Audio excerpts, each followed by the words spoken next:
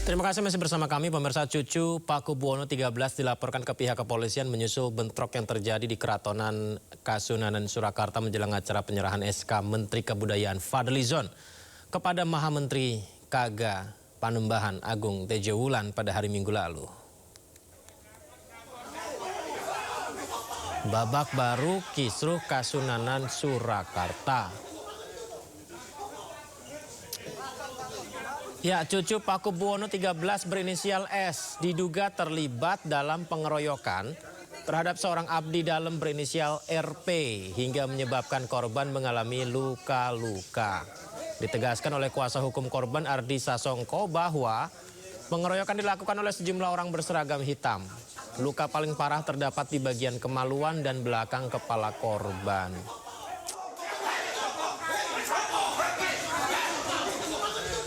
Kami karena mungkin dia kecil ya, itu langsung diambil.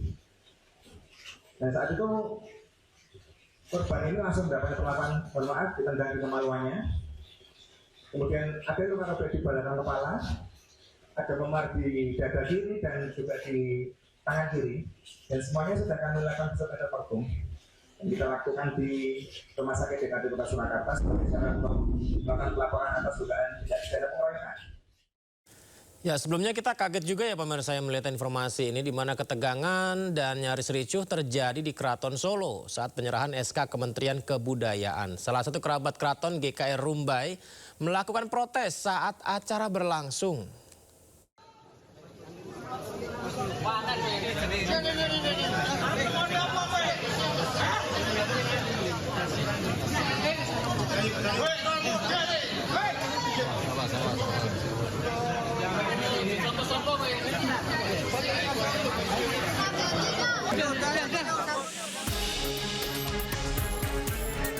Ketegangan dan nyaris ricuh terjadi di Keraton Solo saat penyerahan SK Kementerian Kebudayaan kepada Kanjeng Gusti Pangeran Haryo Panembahan Agung Wulan.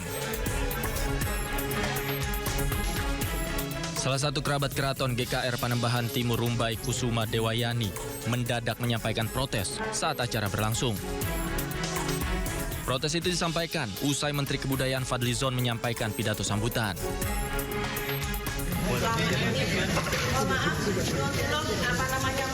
Supaya banyak yang mendengar. Saya punya hak di sini sebagai warga negara Indonesia.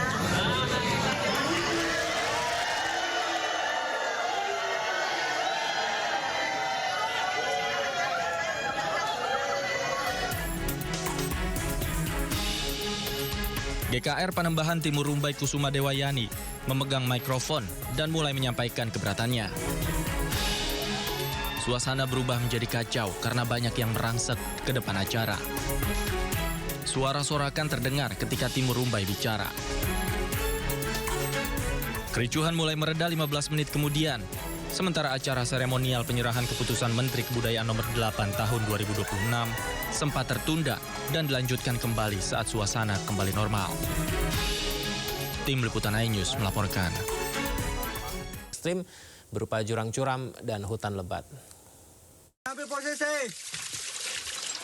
Ambil posisi. Kendor. Kendor, mana izin kendor. Kendor.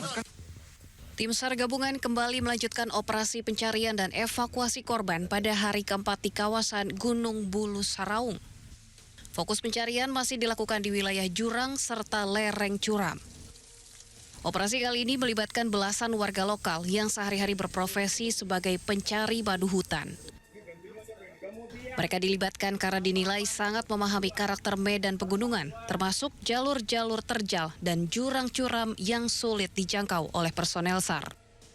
Untuk menjamin keselamatan seluruh personel, tim SAR menyiapkan berbagai kebutuhan logistik dan perlengkapan khusus untuk kemungkinan bermalam di puncak gunung. Korban kedua masih di lereng. Kalau yang pertama, Pak? Yang pertama sedang dalam kita usahakan untuk bisa turun. Warga lokalnya kita libatkan karena mereka ini kan pencari madu yang naik di sekitar ini, yang sudah lebih mengetahui medan-medannya. Nah itu yang sangat membantu. Baru saya mau naik ini 16 bergesing dibagi-bagi, tidak di besar begitu saya dibawa. Oh di lerengnya, Pak. Iya, di lereng. Proses evakuasi korban dari dasar jurang telah dilakukan menggunakan teknik tali rappelling. Kondisi medan yang sangat sulit serta pandangan terbatas akibat kabut tebal menjadi kendala utama dalam proses evakuasi menuju jalur pendakian di area puncak gunung. Dari Kabupaten Pangkep, Sulawesi Selatan, Udin Syahrudin, iNews melaporkan. Pemirsa, tim gabungan menemukan 2 korban jatuhnya pesawat ATR 42500 di lereng Gunung Bulu Saraung, Kabupaten Pangkep, Sulawesi Selatan. Proses evakuasi berjalan dramatis karena korban ditemukan di kedalaman 500 meter dari puncak gunung.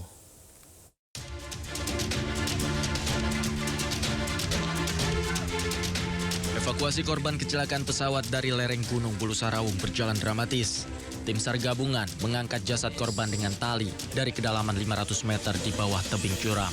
Meski terkendala cuaca ekstrim dan kabut yang tebal, tim berupaya maksimal mengevakuasi korban dengan bergotong royong. Berdasarkan informasi awal, korban kedua berjenis kelamin perempuan, sedangkan korban pertama yang ditemukan sebelumnya berjenis kelamin laki-laki. Korban diperkirakan ada di kedalaman 500 meter dari puncak. Ini korban kedua ya Pak ya? Korban kedua ya Pak ya? Iya. Jenis kelamin Pak, kemarin kan laki-laki Pak. Iya, nanti mungkin persisnya dari DVI, tapi dari informasi awal bahwa korban pertama yang kita temukan berjenis kelamin laki-laki, dan yang kedua informasi yang kita dapatkan berjenis. Sementara itu, sulitnya medan dan kondisi cuaca dalam operasi pencarian membuat beberapa personil mengalami kelelahan. Bahkan, 1 orang personil harus digendong oleh rekan timnya karena kelelahan dan pingsan usai turun dari puncak Gunung Bulu Saraung. Ia langsung dibawa ke puskesmas tidak jauh dari posko gabungan untuk mendapatkan perawatan oleh tim medis. Tim Liputan iNews melaporkan. Harapan keluarga Farhan Gunawan, co-pilot pesawat ATR 42500 yang jatuh di Gunung Bulu Saraung, Sulawesi Selatan kembali menguat. Tim SAR menemukan handphone milik co-pilot Farhan di kawasan hutan Kabupaten Pangkajane dan Kepulauan.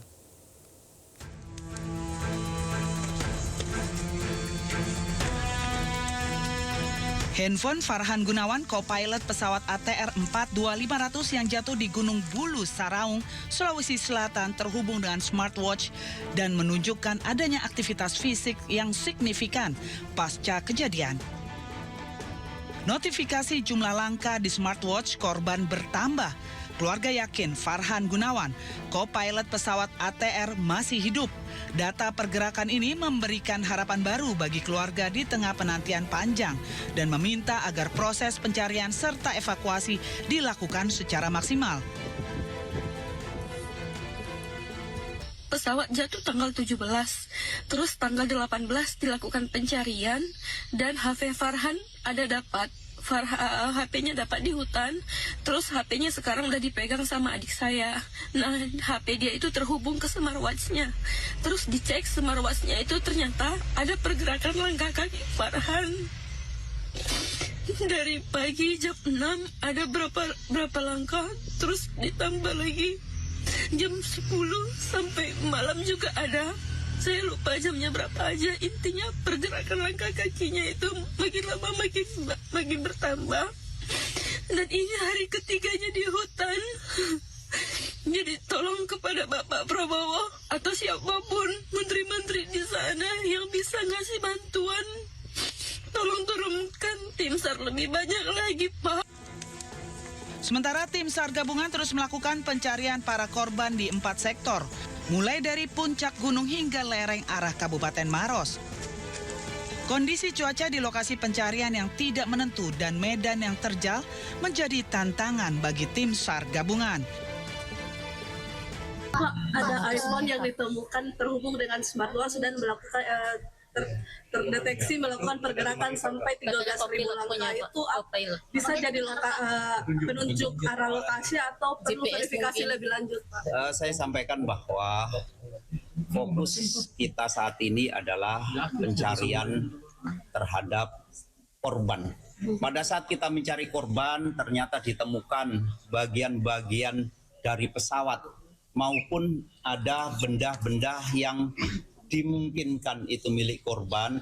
Ini semuanya untuk kita kumpulkan, kita inventarisir dan nanti akan kita serahkan. Apakah barang ini akan kita serahkan kepada KNKT sebagai bukti untuk mengungkap permasalahan, atau nanti kita serahkan ke pihak kepolisian yang nantinya semua barang yang berhubungan dengan perlengkapan pribadi akan kita serahkan kepada keluarganya kalau memang korban dinyatakan meninggal dunia. Tapi mohon doanya bahwa kita masih bermain di golden time. Kita berupaya dengan situasi yang ada, kita ingin menemukan korban.